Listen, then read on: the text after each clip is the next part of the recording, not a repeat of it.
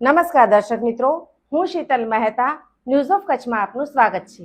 જોઈએ આજના સમાચાર. ભુજની સંઘવી મલ્ટી સ્પેશિયાલિટી હોસ્પિટલમાં doctor Vraj Rathod, consultant nephrologist, MD medicine DNB નેફ્રોલોજિસ્ટની ઉચ્ચતમ ડિગ્રી ધરાવતા નિષ્ણાંત સેવા આપી રહ્યા છે. તેમણે કિડની સંબંધી ખૂબ જ જરૂરી અને ઉપયોગી માર્ગદર્શન આપી અને આવા પ્રકારના દર્દીઓને દિશા સૂચન આપ્યું છે. ન્યૂઝ ઓફ કચ્છના નવીન મહેતાએ ડોક્ટર વ્રજ રાઠોડ સાથે મુલાકાત કરી અને દર્દીઓ માટે માર્ગદર્શન મેળવ્યું, જે અત્રે રજૂ છે. નમસ્તે. આજે મારે ચર્ચા કરવી છે કે ઉનાળામાં કિડની સ્વસ્થ રાખવા માટે શું કરવું જોઈએ.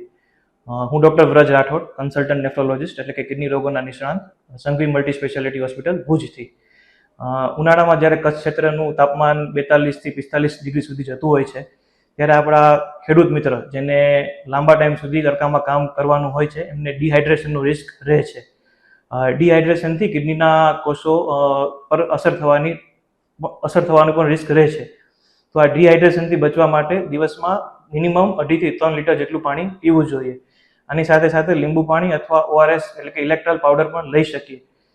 એની જોડે આપણે પેશાબ સફેદ અથવા લાઇટ યલો આવે એનું ધ્યાન રાખવું જોઈએ. જો પેશાબ ઘટ પીળો આવે તો એ ડિહાઇડ્રેશનનું ઇન્ડિકેશન છે. બીજી મારે વાત કરવી છે કે મોટી ઉંમરના બહેનો, જો મોટી ઉંમરના બહેનોમાં પાણી ઓછું પીવાય તો ઉનવા એટલે કે યુરિનરી ટ્રેક ઇન્ફેક્શન, જેને આપણે સાદી ભાષામાં પેશાબમાં રસી, એનું રિસ્ક વધી જાય છે.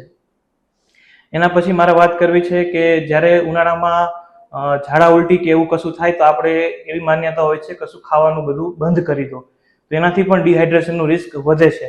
અને આવા કેસીસમાં જ્યારે પણ પેશાબ ઓછો થાય તો તાત્કાલિક કોઈના કોઈ ડૉક્ટરને કન્સલ્ટ કરી આઈવી ફ્લુઇડ્સ લેવું જરૂરી બને. એટલે સૌથી કોમન દર્દીઓનો પ્રશ્ન હોય છે કે ક્યારે યુરોલોજિસ્ટ અને અથવા ક્યારે નેફ્રોલોજિસ્ટ પાસે જવું. તો ડાયાબિટીસ, બ્લડ પ્રેશર અથવા પથરીથી ક્યારે પણ કિડનીનું ફંક્શન જો ઓછું થાય તો નેફ્રોલોજિસ્ટની સલાહ લેવી જોઈએ. અને ક્યારે પણ કિડનીમાં કંઈ ઇન્ટરવેન્શન કે સર્જરીની જરૂર પડે તો યુરોલોજિસ્ટની સલાહ લેવી જોઈએ. એટલે મોસ્ટ કોમનલી અમે રેગ્યુલરલી પેશન્ટ્સ જોતા હોય છે, ઇવન યંગ પેશન્ટ્સ 30 થી 35 વર્ષના, જેને ડાયરેક્ટ બ્લડ પ્રેશર 200 ડિટેક્ટ થતું હોય છે અને કોઈ લક્ષણો હોતા નથી. અને પછી આગળ રિપોર્ટ કરવામાં કિડની પર સોજો છે એવું નિદાન આવે છે, જેને અમારી ભાષામાં CKD એટલે કે ક્રોનિક કિડની ડિઝીઝ કહેવામાં આવે. ક્રોનિક એટલે કે લાંબા ગાળાની બીમારી. હવે ક્રોનિક કિડની ડિઝીઝના 5 સ્ટેજ હોય છે. એના શરૂઆતના 3 સ્ટેજમાં કોઈ લક્ષણો આવતા નથી, અને જે લક્ષણો હોય છે જેમ કે થાક લાગવો, ભૂખ ન લાગવી, એ બહુ મામૂલી છે ને આપણે ગણકારતા નથી. એટલે જ્યારે ક્યારે પણ આપણે બ્લડ પ્રેશર માપીએ તો આપણે અર્લી ડિટેક્શન થઈ શકે છે એનું, અને આપણે એના માટે આગળ વધતા અટકાવી શકીએ છીએ. તો મારી સલાહ એ જ છે કે જેટલી બને એટલું બધા જ દર્દીઓને એક વખત બ્લડ પ્રેશર ચેક કરવું જોઈએ. અને જો બ્લડ પ્રેશર વધારે આવે તો એના આગળના રિપોર્ટ કરી એ પ્રમાણે સારવાર લેવી જોઈએ.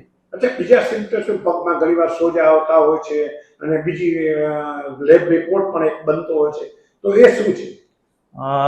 કિડનીના મુખ્ય લક્ષણોમાં આવે કે યુરિનમાં ફીણ વળવા, યુરિનમાં પ્રોટીન લીક થવું, યુરિનમાં લોહી જવું, પગમાં સોજા આવવા, ભૂખ ન લાગવી, થાક લાગવું, ઉલટી ઉપકા થવા, આ બધા કિડનીના ડેમેજના લક્ષણો છે. તેની માટે આપણે ડિટેક્શન માટે, ડાયગ્નોસિસ માટે સીરમ ક્રિએટિનનો રિપોર્ટ કરતા હોય છે અને યુરિન રૂટીન માઇક્રોનો રિપોર્ટ કરતા હોય છે, જેમાં આપણને કિડનીના રોગો વિશે જાણી શકીએ છીએ. તો અહીં કને જે છે આપણી પાસે કઈ રીતે સારવાર થઈ? સંઘવી મલ્ટી સ્પેશિયાલિટી હોસ્પિટલમાં આપણે નેફ્રોલોજીની તમામ સેવાઓ ઉપલબ્ધ છે. જેમ કે ડાયાલિસિસ માટેની નળી એટલે કે DLC ડબલ લ્યુમેન કેથેટર અને પરમનન્ટ કેથેટર, પરમનન્ટ લાઇન એટલે કે ફિસ્ચ્યુલા પણ નાખીએ છીએ. કિડનીના રોગોના નિદાન માટે કિડની બાયોપ્સી પણ કરીએ છીએ. એ ઉપરાંત હાઇપરટેન્શન એટલે કે બ્લડ પ્રેશર ને ડાયાબિટીસને લઈને કિડની ઉપર અસર થતી હોય એની સારવાર.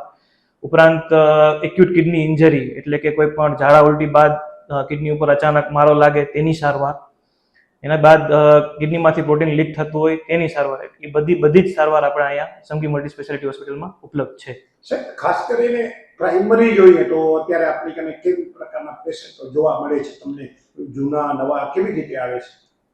પ્રાઇમરી આપણે પેશન્ટ્સ જે મોસ્ટ જોવા મળે છે એ ક્રોનિક કિડની ડિઝીઝ જે આપણે પહેલાં વાત કરી, જે એન્ડ સ્ટેજમાં એટલે કે સ્ટેજ 4-5માં આવે ત્યારે આપણે મોસ્ટલી બધા પેશન્ટ્સ અહીંયા જોવા મળે છે.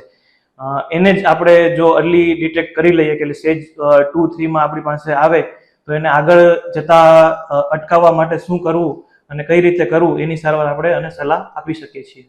અચ્છા, આપણી કને શું એવા સાધનો છે આ હોસ્પિટલમાં જેથી કરીને આપણે આ સારવાર વધુ આપણે બહુ સારા સ્ટેજની થઈ શકે?